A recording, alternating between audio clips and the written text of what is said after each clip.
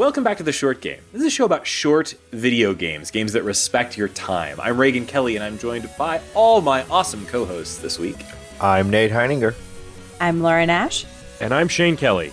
And this week we're talking about a game called The Gardens Between. The Gardens Between is a kind of a puzzle adventure game. It came out on the Nintendo Switch. It's also on PS4 and Mac and PC on Steam. And it's a game that takes a little bit of explaining. Maybe, Laura, would you like to kind of take it away? Sure. I think it's kind of in the relaxing adventure puzzler type game. It basically you control a pair of kids who we've learned through the press kit are Ariana and Frent. I don't think the names actually happen in the game, right? No, the names don't show up in the game, and I'm really confused about that second name. Ariana, okay, that's a name I understand, but F-R-E-N-D-T. Are the developers like Norwegian or anything like that? Because that strikes a very like the studio is headquartered in Melbourne. I don't think that's like a traditional Australian name that I'm aware of. I don't know where friend comes from. Frent. Yeah, it's a good name.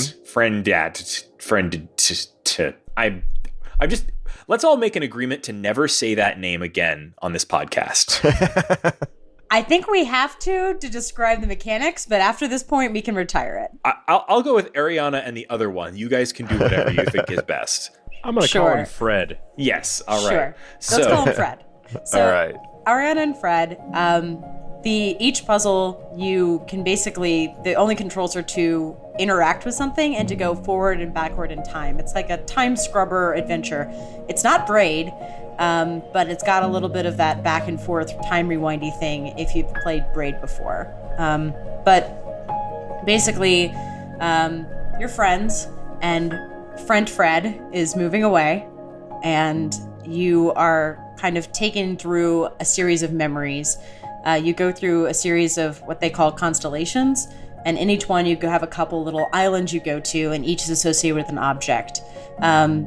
You basically are trying to get a light from a lantern to the top of the island mountain, which are just giant objects from your memory. And I think that's probably the thing that people see first about this game is it's just really surreal, like a mountain where half of it's a couch. Yeah, the thing that really initially drew me to this is they've done a great job with the promotional artwork. I mean, we'll have some pictures obviously on our show notes page for this and everything, but like the first thing you see if you look up this game is this really dramatic piece of art of the two friends standing in front of a mountain, and on top of that mountain, and on top of that mountain is a giant, very 80s looking television, and sort of tumbling down from it are some massive VHS tapes.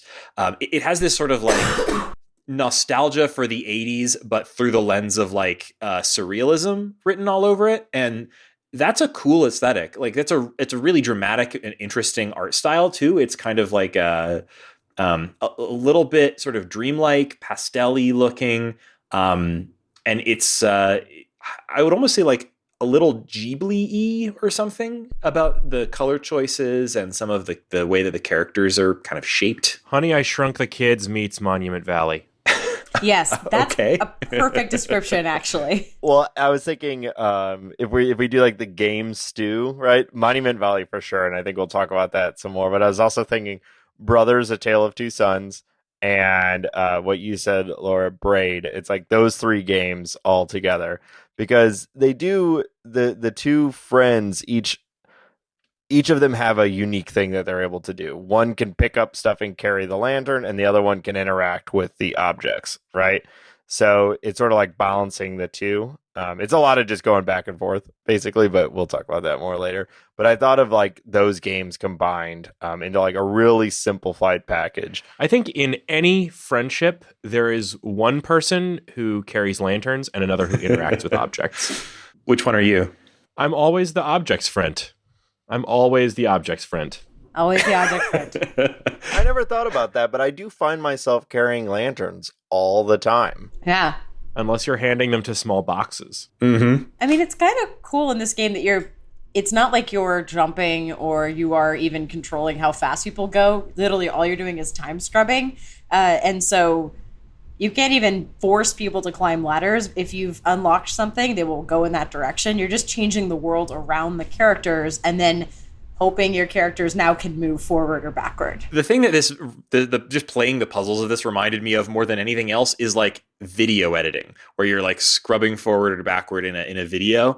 You know, I literally kind of felt like I was like just editing a video in Final Cut, but occasionally I could like have a boxy robot carry a lantern for me. Like it was very much that sort of like scrub forward and backward kind of thing that, and occasionally actually that came to one of my frustrations with this game is that the speed of that, like when I'm editing a video in Final Cut, well, I might hit J or L on my keyboard to scrub forward or backwards. But if I hit J several times, I'm scrubbing back at double speed or quadruple speed or what have you. There's no like fast Final scrubbing. Cut keyboard shortcuts for you listeners out there. Yep, there you go. Getting into video editing for the first time. I think that was for the relaxing vibe, but I can totally see how like on some levels, like there's one where there's these little helper cubes that jump around, and they were jumping in paint, and if you had chosen the wrong one and you followed around the island, you went all the way down the island, realized you were in the wrong paint bucket, and then all you wanted to do was get back up to the beginning.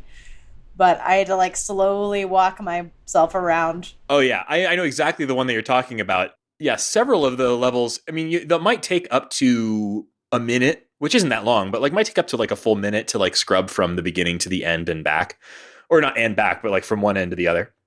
And if you're just sort of iterating and trying things, and particularly if you're not sure what to do next, just sort of scrubbing forward and backward through that sort of timeline of each level it takes a while. And sometimes I'd be like, why don't you run faster? Or like you holding the forward button, and one of the characters will like stop for a moment to like look at something, and I'm like, what? No, go.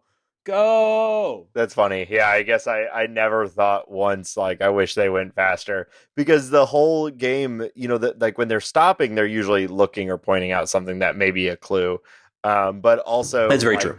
The whole game is the animation, the kids, the friends are really, really well animated and do some really funny or interesting or cool things that I kind of just enjoyed like watching them. You know, I think they did a good job of making the world interesting, so that even though you're going back and forth, there was usually something new to pick up. That's true. And I think because this is, you know, each level is so contained, each level is a sort of a very carefully constructed little diorama. They can put a lot of detail into those animations that you wouldn't be able to if you were driving those characters around yourself. Exactly. Like they put a lot of detail into like little expressive ways the characters look at things, or like they'll be, you know, like little fun things where one of the kids will climb up on top of something and the kid below will stop and like wave and be like, whoa, you're up there, you know, like really childlike things like, oh, I can't believe you got up there, or something like that. And yeah, I mean, they're all pretty bite-sized. Each level is, I think you said island. I think that's a good way to explain it. They basically are little islands, and some levels can take a long time, but for the most part, you know, a lot of levels are solved in 5 to 8 minutes or so. Yep. Depending. So even if you're going back and forth, or, you know, you're not stopping to really look at all the details in the level, you're going to get through it relatively quickly, until some of the later ones definitely get more complicated. The rotation and the rewinding and fast forwarding, it leads to some really neat scenarios where like, I think we mentioned already the scene where the little robo buddies were jumping around in different paint cans. I looked up a tutorial on one of the levels I was stuck on, and the guy in that YouTube video was referring to them as buddy boxes, and I was like, "That's what they're called." Buddy I like boxes. that. That's fit. That's nice. It's like buddy. it's like a synonym for companion cube. Exactly. Yeah. So the companion cubes are bouncing around, and you can get pretty much to the end, and it's the puzzle is figuring out where these individual boxes started.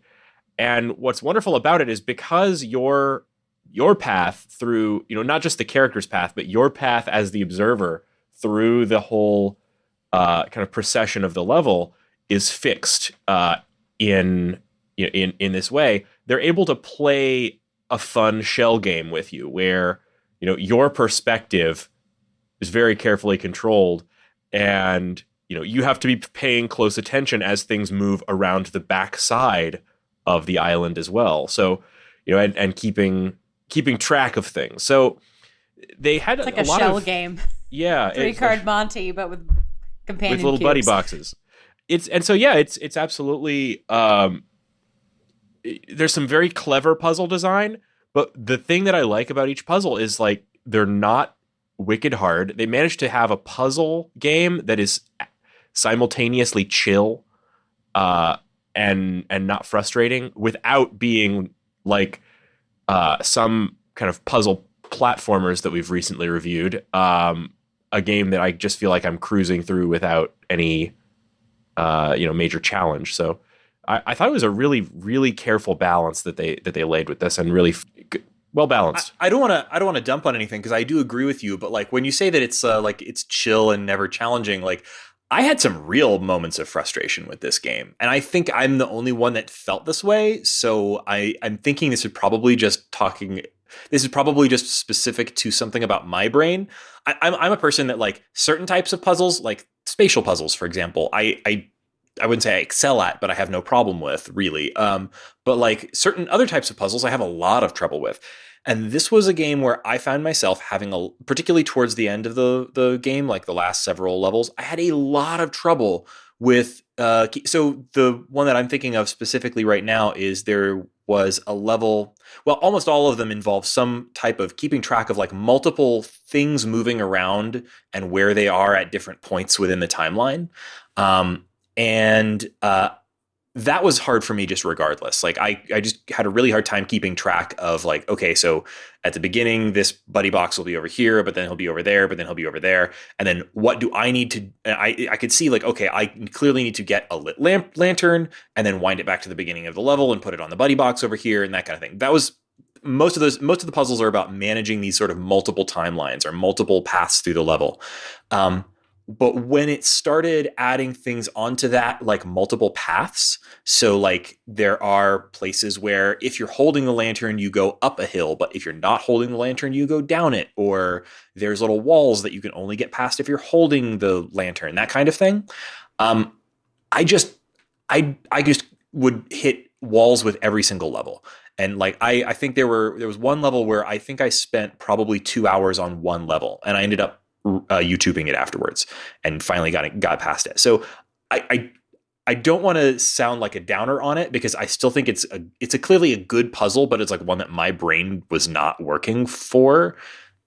I'm really surprised to hear everybody talk about how chill this game was because like I almost threw my controller at the wall on that one, and I had to come back to it the next day. Yeah, I didn't finish it that day, so I went back to it the day after that. Like I had some trouble. That is it's interesting. Okay. We don't play spatial reasoning puzzles. I'm not good at those, so I completely like. To me, this was really chill. That it corresponds to the way my brain works and the puzzles that I like doing. So, buyer beware, I suppose. If you are not a like time rewindy, fourth dimension type person, this might not be. I mean, as a point of like another point there, I also couldn't finish Braid, so like. This is probably just an area that I'm not good at. Yeah. And full disclosure, I did make it up through the pipes section, but if the difficulty ramps enormously after that, then I'm not aware of it. No, it was right around there that I was having trouble with. All right. So I played this game. Molly and I played it together, and she, likes to be called the puzzle master. So it definitely had a benefit of having two sets of eyes on every puzzle. So because this game is something that you control every element, you control when it goes forward, you control when it goes backwards. There's nothing that is like, I don't know, some puzzles that are more like time-based where you have to solve things real quick, and it depends on like if you as a player can do it. This is more like just figuring it out. Yeah, that's true. There's not like a lot. There's not a lot of like execution is not the problem in this game. Yeah, exactly. Execution is definitely not the puzzle. It's just solving it. I definitely, obviously benefited by having two sets of eyes on every puzzle and being able to talk out loud about it. So if you like playing games together, this is a good game for that because it really doesn't matter who's controlling it. It's just about solving it. So being able to talk it out loud and everything was really, really helpful.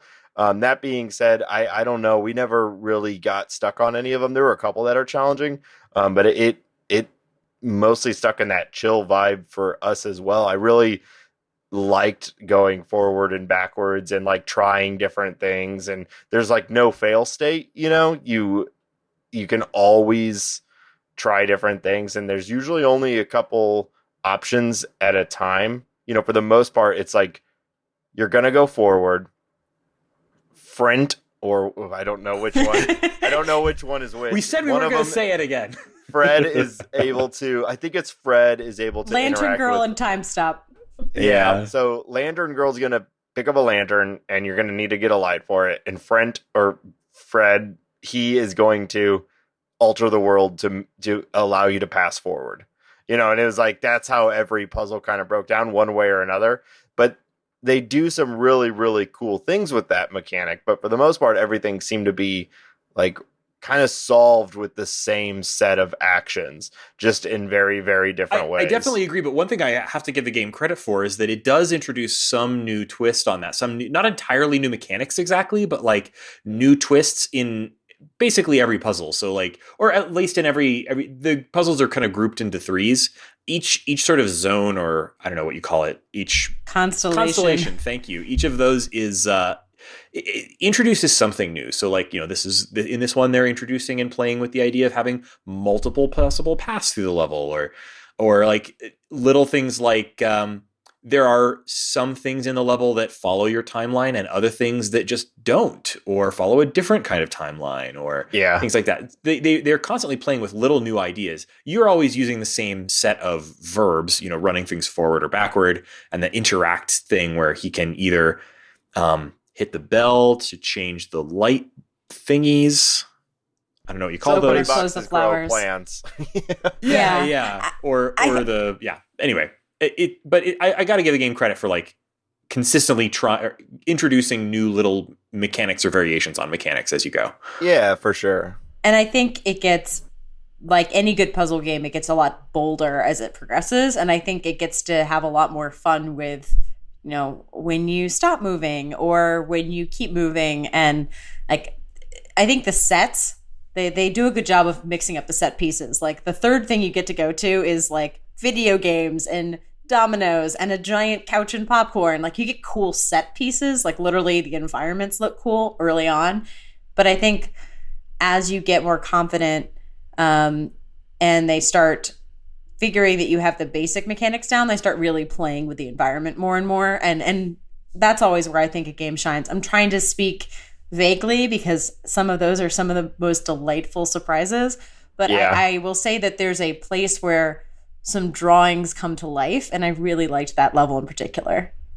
There were a lot of really cool set pieces, but my favorite that I can think of was the bit where you have to enter a passcode on the computer. And there's a giant computer, and you're the characters walk across the keyboard, and you have to run the timeline forward and backward to kind of manipulate where they're stepping on the keyboard in order to enter a passcode to unlock the computer. That was super cool. Like, yeah, I love that. That's so funny. I was like kind of sitting here waiting for a break to come in and say, here's one of my favorite ones was, I was going to say exactly that one. That was like a standout and it has a cool printer moment. too. I love that. Crowd pleaser. But one thing, and that we definitely got tricked by a lot in this game, unlike most puzzle games, at least puzzle games like this, there's a lot of red herrings. They add in things that are never going to come to fruition that you're like certain that they will. So like in that level, for example, there's you make selections on a computer and like the printer will print them out. And you're certain that you'll have to use or at least we were certain because, normally if you're given a set of tools in a puzzle game, you expect that I'm going to use like all of these things one way or another. And you end up only using like two of them. And that continues throughout the entire game. There are buddy boxes that look like they're buddy boxes that you're going to need to use, that you're going to need to put your lantern on at some point. But no, they're just there to add complexity by way of giving what appears to be options when they're actually just like set pieces or design elements. Sometimes those really did seem specifically there to mislead you. Like some of the Yeah. extra button Yes. boxes are there so that it's like, I know I need to put it on one of these, but there's 6 of them hopping around and I can't visually track which one I'm supposed to put it on. That Exactly. Oh man, that puzzle. And then later there are Mhm. times where you're like, oh, well, that's probably a red herring. I've been trained that there are red herrings. And it's like, oh, damn it. No, that was something that I had to use. But it had all the hallmarks of a red herring, so I got tricked by it. And I think they had to do that because in a game that you control every moment that it moves forward or backwards or whatever, like they had to add in stuff that was a distraction, or else you would just be able to like freeze time and analyze everything. You know, it kind of forces you to go forward and go backwards and go forward and backwards and figure out what's important and what's not important and try different things in order to go forward. Because if the only stuff that was on the screen is what matters for the puzzle, then you would immediately solve it. You know, you'd immediately Mhm. know, okay, I need to utilize these 3 pieces or whatever, and it'd give you a huge leg up. So by adding in these other elements, it obscures it a little bit more and forces you to just try things out and explore. I thought that was really clever.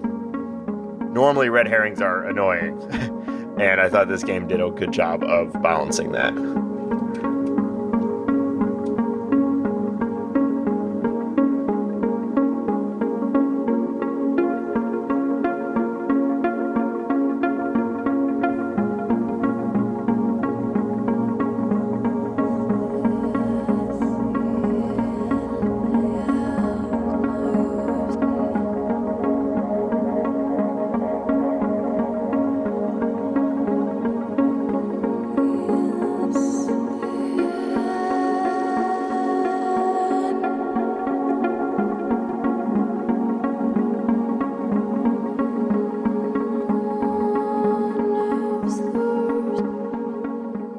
I know we've already mentioned it, but can we take a second and talk about how great the art style is on this game? Like, I just pulled up their press kit page, which has a ton of great screenshots and GIFs and artwork from the game. By the way, thank you, developers. When you put up a bunch of really good art on your press kit page, it makes my job and every other person who writes and talks about your game's job a lot easier. But just looking over this, I'm like, oh yeah, I remember that little island, and oh man, there's so many cool details in here, like the giant couch, or I was just looking at the screenshot of the video game one where they've got a giant Famicom with a giant cartridge called Super Silly Crow. So many cool little details in these, and the art style is like, I don't know, it's I almost want to call it like low poly, but that's wrong. It's more like low texture.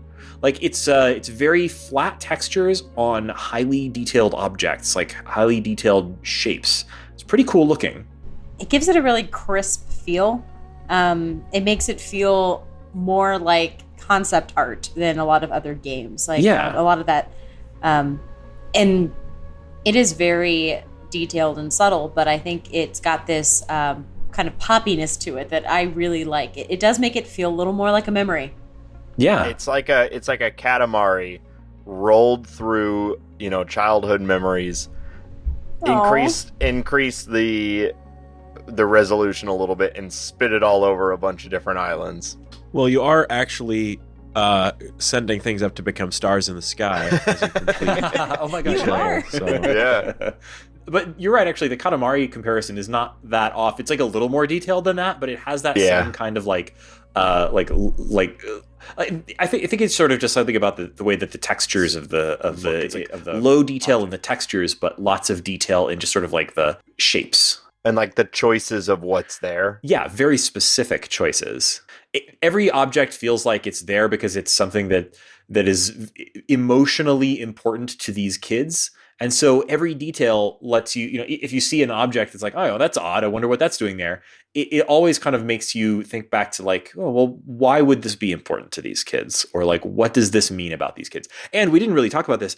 Every constellation, once you complete it, ends with a kind of a scene where you can see a moment from the kids' lives together. and it kind of each one of these is a little simple moment, but it tells a story about these kids' relationship. And usually you'll see the objects, or at least some of the objects from the dioramas in their actual setting. So, you might be playing through a level where they've got massive video game system, and then at the end of it, you see a very simple sort of domestic scene of these two kids sitting around together, watching movies, playing video games, and eating popcorn together. And you see like, okay, this was an important moment in these two kids' lives and friendship. And you the thread of like, here's all these massive set pieces that tie into these small moments is kind of cool. Yeah, it's a really weird thing. This week I was trying to downsize, and I did watch some Tidying Up with Marie Kondo, and to go into this game, which is like, objects have such meaning and power. It's very strange. But it's true. I mean, it's, especially when you are thinking about moving away with somebody, and if it is a moving away thing, you're thinking about like, oh, all this stuff is going in boxes, and every time you touch something, you think about it. This is just the kind of video game physical environment version of that, where each memory is turned into a series of objects that loom huge, and you kind of go through 3 or 4 of them related, and it's almost like each memory is like putting away the living room, and then you get a memory from that spot. It's really a Does nice solving this metaphor. puzzle spark joy? Yes. It's a metaphor. It's a big metaphor for the way you think about relationships and objects and things that happened. And how sometimes the objects you have in your life are like the only connection you have back to something, like a relationship with a person who's gone, or to your childhood. Like, I know I have a bunch of things just around the room I'm in right now that I can't possibly throw away, even though they're not particularly Marie Kondo to me, because they're little connections back to things like childhood moments or something like that. So it kind of made me think about some of the stuff that I have around my rooms, and how they would how large they would be on the little islands that I would have to traverse in a game like this. I'd just be crawling over huge piles of empty beer bottles. That makes me sound I like want to play this same game, but it's Raygan and Shane's like childhood memories instead of Frint and Ariana. I think it would be adorable. I mean, seriously, when I saw later in an episode, there's a sewer constellation, and there's all of this water, and then it goes into a rain thing, and I was like, oh my God, they have to move because their houses got flooded and all of these things got destroyed. And I was having horrible flashbacks because I grew up in Houston. We deal with floods. We've dealt with our houses flooding and losing stuff. Oh, yeah. And I honestly thought that's where this game was going. And I was like, I can't handle this beautiful, relaxing game turning into a flood story. And that was not what happened. But like, I seriously thought it was like all these objects got ruined. I have flood PTSD, so I'm right there with you. Actually, that particular scene reminded me a lot of like a childhood. This is probably like just an anecdote that's not that useful to anyone, but I'll share it anyway. Childhood trauma corner on the short game. Yeah, so my brother and I, when we were kids, we had we liked to explore the neighborhood as kids. And what that usually meant was my dad would very patiently walk us around the neighborhood while we like decided that certain elements of the neighborhood were dragons' caves or places where trolls lived, that kind of thing. And there was a sewer culvert, a massive open pipe that was a dragon's lair, you mean? I'm sorry. Exactly. It was the dragon's lair. The dragon's lair was a massive sewer culvert that fed into the bayou near our house. And Shane and I loved to go there and play, but of course we never went into the dragon's lair because there's a dragon in there. Why would you go in there? There is a dragon in that pipe. You do not go in there. So one day we brought some friends along with my dad, and we were down there, and there's this kid, I think his name was Vadim, and he had a Ghostbusters backpack. And he thought that because he had a Ghostbusters backpack, he was invincible to anything. And probably he was. And yeah, so, I was going to say, that tracks. Yeah, so we got to the dragon's lair, the massive sewer culvert, massive open pipe, but massive in that it was probably like 3 feet tall or maybe 3.5. And Vadim... No, it was way higher than that, dude. It was a lot bigger than that. A grown man could stand in that. No, Dad had to bend over. Anyway, Vadim beelined right into this gigantic pipe, wearing his backpack, ready Right to into the dark. blast the And he was dragon. never- I've seen this TV show and it did not end Yeah, well. and he was never seen again. I mean, my poor dad, I think, thought that this stranger's child was about to fall down a 10-foot hole and drown or something. He had to go into the pipe and get the kid out. Fortunately, nothing bad happened. But like seeing that pipe just made me, and seeing them like go and hang out in the pipe just made me think like, oh yes, the dragon's lair. Like there's so many little things in this game that like reminded me of things about childhood like that, because this is a very like, it's all these little vignettes of childhood through the lens of this surreal mishmash of objects. So it's pretty cool. I mean, we spent the first part of this episode mostly talking about the puzzle side of it, and that makes sense. That's what you as a player are doing. But we also opened it up by describing the game as an adventure game, right? And it has no elements of an adventure game other than like the feeling of adventure. Yes. And I think that this is a game that, when you are done with it and you look back on it, it's more that stuff than the actual puzzles that will stick with you. And that's kind of why I compared it to Brothers, A Tale of Two Sons. God, where every time we say that title, I'm like, I know, oh, it's that so title. bad. It's a good game, guys. Go back and Brothers, listen to our episode on it. redundancy. Yeah, it's a great game. And it is also a puzzle game that involves two people. But really, when I look back at that game, I think about like the scale and the story and like the scope of what was told in that, and not like, oh, that one puzzle where you and the brother had to like manipulate a wagon together. Like that was a part of it, but more it was the story and what you did. That's what I think about this game. The puzzles were interesting and fun, and at times challenging. Of course, your results your mileage may vary, but it's really the presentation of the game and like the theme of the game and what you're doing and what you're going through is, I think, the real accomplishment of it, and what has made this game get some accolades and what makes this game stand out. It's a game in which you get an orb to the top of a mountain, and none of us have complained about the orbs because everything else. You've got an excellent point. But none of us complained about it because that's not the point. Well, like, yeah, it's so you're pretty. also not collecting orbs. It's a whole different thing when you're delivering orbs. And at the end, you get to dunk that orb. It's a very satisfying animation every time. You take the orb, they both put kids two put hands, their hands on it and slam it down. It's very onto the pyre. post. Yeah, every time I'm like, oh, finally I get to dunk on this post. Nice. I mean, that they're like, the first one gets there, wants to do it, and then the other kid is like, you better not dunk that orb without me. You better not. And they both put it on, and 1, 2, 3, pound. I was like, yep, that feels like a friendship. Those are great animations. Those are just so expressive and cool. I love those. And they're different each time. Or not entirely, but a little bit different each time. That's really cool.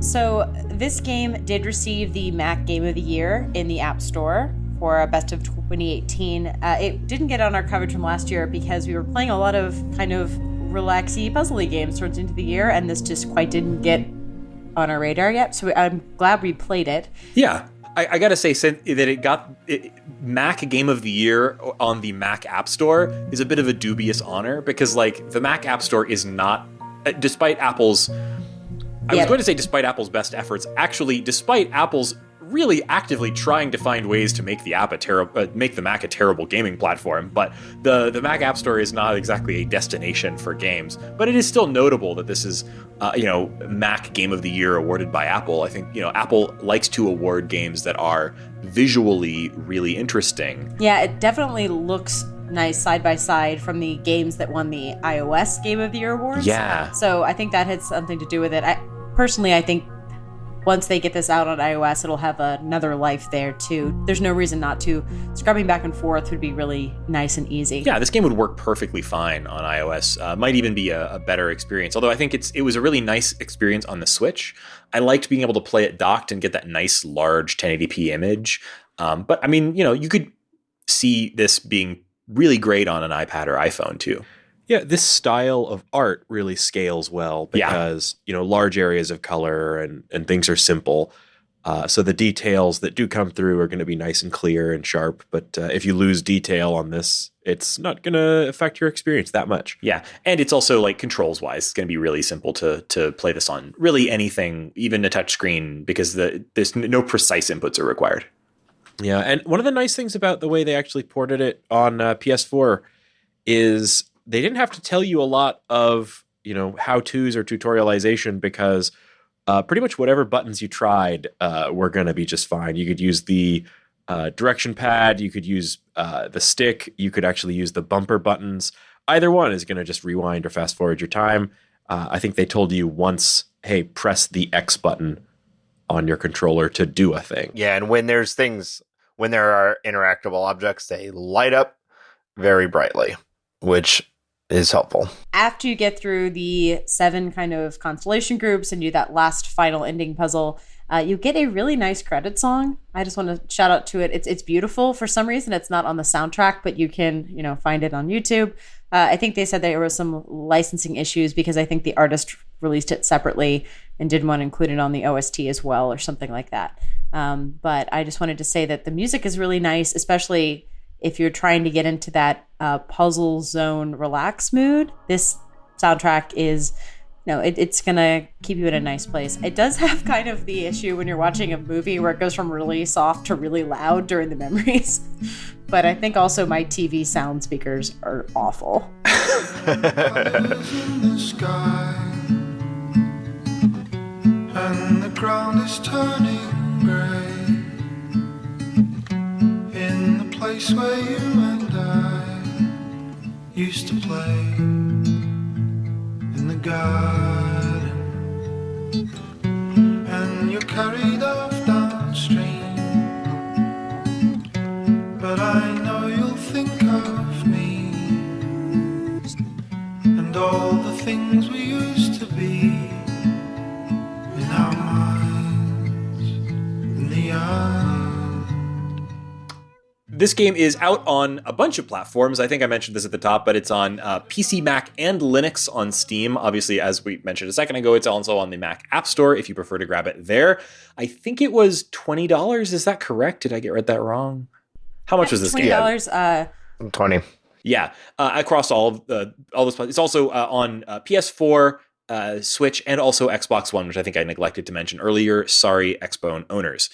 So I would recommend picking this game up if you like this sort of puzzle game. I think it's really, really beautiful art, and you can really see that they worked on the animations for a long time. And if you value that sort of thing in a puzzle game, this game is gorgeous. So definitely recommend picking it up.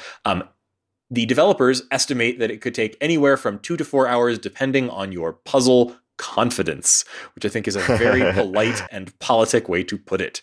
So depending on your puzzle confidence, you may take between 2 and 4 hours, but it'll definitely be in the short game territory. And if you have trouble, play it with a friend. I really think this is one of the better co-op single player puzzle games. Find your local puzzle master and play it together. It's fun, and maybe you'll share some childhood memories. And of course, longtime listeners to this show know that we have a segment here that we like to do at the end called What's Making Us Happy This Week. And so, Laura, what's making you happy this week? Needs making a face. What? I feel like we Before we start. I feel like we went from, hey, we're doing a new segment, to longtime listeners will know without a middle ground on what's making us happy. Don't care. We're going with it. Laura. So I just started following a new Twitter account called @DancerOnFilm. And what they do is they tweet out GIFs and video clips, like 2 minutes, of different pieces of dance from film. And they're not all old movies, although that's what got me initially interested in. They might grab something from a weird, obscure 1930s musical and follow up with a clip from Saturday Night Fever, follow it up with The Breakfast Club. It's just all over the place. The only thing that they have in common is they're all people dancing from a movie. Often it's also just people dancing in a movie where they're not dancers, which is great too, because they're just people awkwardly trying to have conversations on the dance floor. They've put Pride and Prejudice in. It's a really fun thing to stick in the middle of your feed, especially if you don't mind popping a pair of headphones in and watching from time to time, because they're always interesting. And I think I watch a lot of movies, and I definitely have seen more musicals than 99% of people I know, and I'm still seeing clips I've never seen before. So maybe it's because it's been going on for 3 years, but man, they're finding some really cool gems that I've just been surprised at. It always makes me smile. So Dancer on Film, highly recommend, especially if your Twitter is going a little crazy right now, like everyone's is. Yeah. I really appreciate little single purpose Twitter accounts like that have that bring some little blessing to your Twitter feed every X number of minutes or hours or whatever. It's silly because it's just a bot or whatever, right? But it's silly, but it really helps the Twitter experience. This one's not a bot. Experience. This one's a human. Oh, good. Okay. Well, I mean, I assume that it's human curated in some way, but I know that most of these have some sort of automated posting schedule or something like that. Is I guess what I mean by that. But even if it is a bot, if it's a bot that brings you joy, I have no compunction about subscribing to little Twitter bots or Twitter accounts that are weird or silly in some way, just to break up a Twitter feed that can sometimes otherwise feel like a bunch of people despairing of the state of the world. It'd be really nice to kind of bring a little bit of, something nice into your Twitter feed. If the Oscars hired whoever runs Dancer on Film to do their clip show, it would be much more interesting. I bet. Nate, what is making you happy this week? Yeah, so this is something that I've actually been doing over the last 6 months or so, off and on. But I want to recommend it to anyone who is interested in possibly trying to do yoga. That is something that has been I am maybe the least flexible person that any of you have ever met or know. I can barely bend over. I am upright or laying down. That's kind of my two states. And so in an attempt to not be that way and just be in a general, more, I don't know, more As soon control. As you started talking about this, I became really aware of how fixed and tense my shoulders are. Yeah, right. Oh my God. Yeah. Why did you do this to me? There's a lot of reasons why, that you can benefit from this. And while for the most part, I've still been at the part where it hurts. There's a channel that, Molly and I found that I highly recommend. It's called Yoga with Adriene. Ooh. She's actually down in Texas. So, Shane, you can just probably go find her, which wouldn't be at all. Yeah, I don't know why I even just go find her. Look out the window. Texas, in Texas, it's small enough that you can just go find someone too, just if they're also in Texas. I want to know Adriene. Yeah. So a chorus anyway, of voices comes from the street. Here she is. She does a good job of finding that balance between the serenity that is supposed to come with it and using the language of yoga, a lot of it which I don't really understand, while also being super funny and quirky and welcoming, I guess. So she has thousands of videos, and it'll be yoga for gardening or yoga for lower back strength or yoga for whatever, and she does these 30-day challenges. So give it a shot if you're interested. I have seen various other hey, try and do yoga things, and they're either too far down the spiritual path for me, or too far the opposite, where they're yeah, we're tough guys who do yoga too. Which is also not what I want. Broga. So, yeah, broga. So she fits right in the middle of you could tell she cares, and it's her whole life. But it's also, she's not afraid to make jokes, and her dog is there for most of it. So it's really good. I heard someone explain it as if Bob Ross taught yoga classes.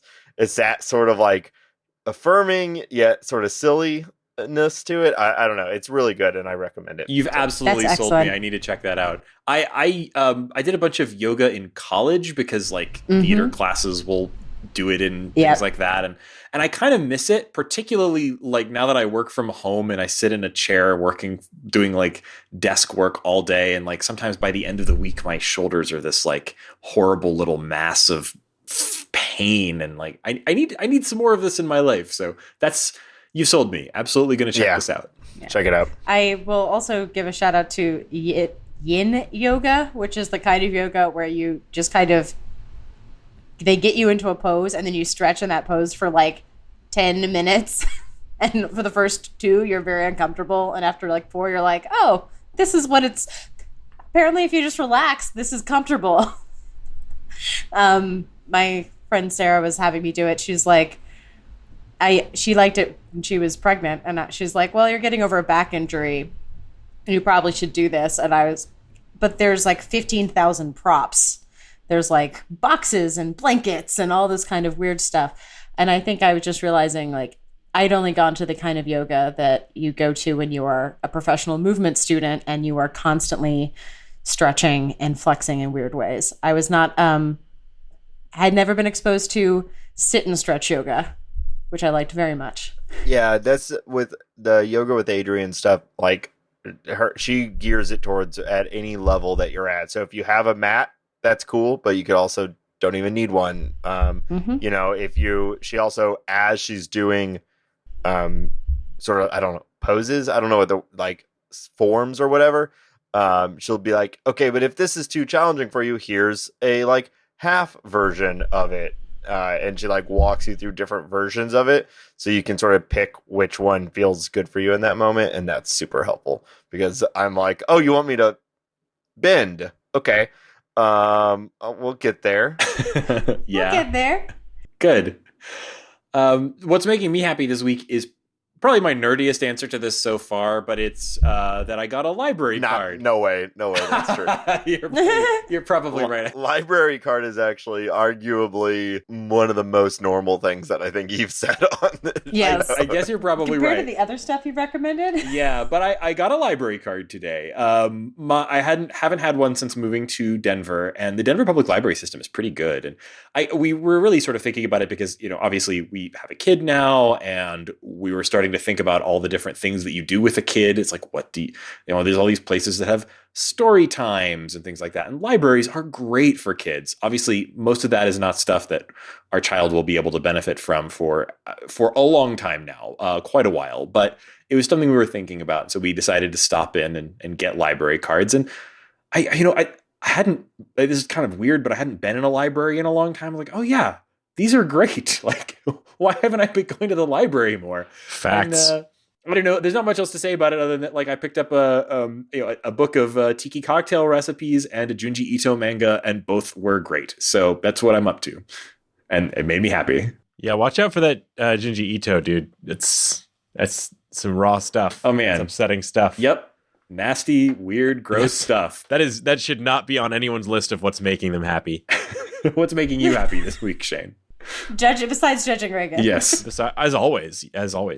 So there's a new show on Netflix that's, I'm sure, on the front page of everyone's Netflix right now. So it's going to be no surprise that I am watching it. I'm really enjoying and have now finished The Umbrella Academy TV series. This is the adaptation of a series of comics of the same name. Those comics. I didn't realize they were a comics adaptation. I've been seeing stuff about it, but I don't know much about what this show is about. Yeah, so those comics have been around for quite a while. They came out in around like 2006, 2007. My Chemical Romance guy wrote it. Oh, really? Yes. Yeah. So the Yep. The comics are written by Gerard Way, who is an American singer-songwriter, lead vocalist of the rock band My Chemical Romance, But which it's is really good. I But knew it's that name actually a was really familiar. good comic. Oh, it's driving me Despite crazy. being written by a rock band guy. Yeah, so I am not a fan of My Chemical Romance, and I was not at the time particularly bowled over by the Umbrella Academy comic series, which has kind of a strange art style and was really only 6 issues in its initial run, so it kind of appeared and then vanished from the shelves for It's me. like a mini-series comic. Yeah, but the show I did check out, and I'm really, really glad I did. So the TV series of the Umbrella Academy, which, by the way, it's kind of odd that they managed to adapt a 6-issue comic book into I think into a 10-episode, hour-long TV show.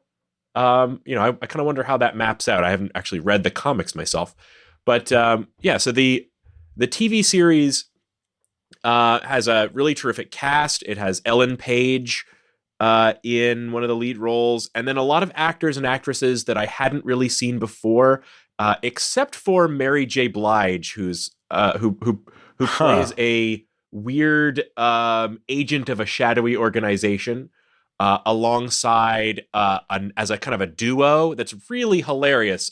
They're kind of the foils of the show, alongside the guy that played Ed Kemper in Mindhunter, if you saw that. Oh yeah. Yeah, and so the whole first season is really terrific. What the whole premise of the show is, it's a dysfunctional superhero family where in the late 80s, women all over the world who weren't pregnant the day before suddenly give birth. And a brilliant industrialist goes around the world basically collecting as many of these kids as he can, and adopts 7 of them and makes a super group because, of course, they have superpowers.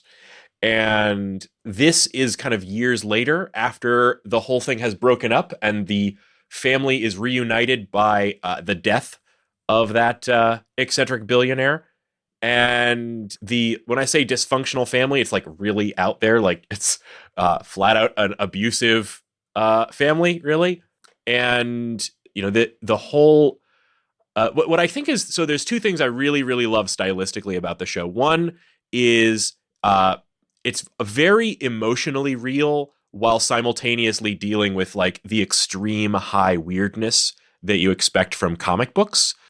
So surviving members of the family after the death of the father include the Pogo the monkey that he gave a highly advanced brain, who is kind of the monkey, literally monkey butler, and also Mom the robot. Okay. Of course, it's like kind of a fun group of kids with superpowers, but they're all now adults and they've gone off in their different ways and they're kind of reunited. So that's one thing, the high weirdness. And the other thing I love about the production is just the music and the way that they use the music in the show. It's the first superhero TV adaptation I've seen that like started off with some Broadway tunes. Like it opens with Music of the Night from Phantom of the Opera. And then in the same first episode, there's a dance sequence where the whole mansion is like spread out like a doll's house, and all of these all of these members of the family have gone off to their old rooms, and you're seeing the whole mansion kind of opened up like a doll's house, and in each individual room, each person is dancing to I Think We're Alone Now. Yeah, I was gonna say they do. I've also actually, just before we started recording, watched the last episode of it, and I do recommend it as well. But they do sort of a like a Guardians of the Galaxy thing too, where they like really carefully placed like pop music, that just like fits the scene really, really well. Like that was probably the best scene in the entire show, though, is when you see all of the characters dancing to I Think We're Alone Now in this like really strange cutaway. Yeah, Shane, I definitely recommend it too. I don't know. It's a little bit, it's not my favorite show that's come out, but it's definitely worth watching. I almost think I kind of compared it to, it's like the best season of American Horror Story, but with superheroes, like a dysfunctional superhero family, where it's just like every 3 minutes, there's like something bonkers happening that may or may not be addressed and may or may not make any sense. But it like, you're like, what? Just like kind of constantly. And there's also tons of time travel and ghosts and the end of the world, and mysteries of all sorts. It's terrific. From an actor standpoint, like everybody that's in it does a great job too. Like the casting is great. Robert Sheehan, who plays a character in it, if you watch The Misfits, or it might have just been called Misfits, like a BBC show from like 6 years ago that was really great for a few seasons. One of the standout characters from that is a standout character in this. He plays someone who can conjure the dead. And so there's that. It's a cool show. That character surprised me. He started off extremely unlikable for me because he's he's a necromancer. He's a junkie. Yeah. He's basically dealt with the difficulty of having dead people talk to him all the time by becoming a druggie, and you really kind of come around. I really came around on that character. I really wound up liking him quite a bit, and he has a true heroic turn in the show as well. Spoilers. Well, they're all superheroes. But for me, the Cameron Britton, the guy that, like I said, he was Ed Kemper in Mindhunter, as the kind of special agent from the Commission organization. He plays an agent called Cha-Cha. Cha-Cha is Mary J. Blige. He is Hazel. Yeah. And Hazel has a romance with, it's like a total side story. But this romance with the kind of older owner and waitress in a donut shop. And so he's this sort of mysterious, shadowy character who at first is pretty much just a psychopathic murderer who basically, I was primed to see him that way, especially having him played by Ed Kemper, having played Ed Kemper.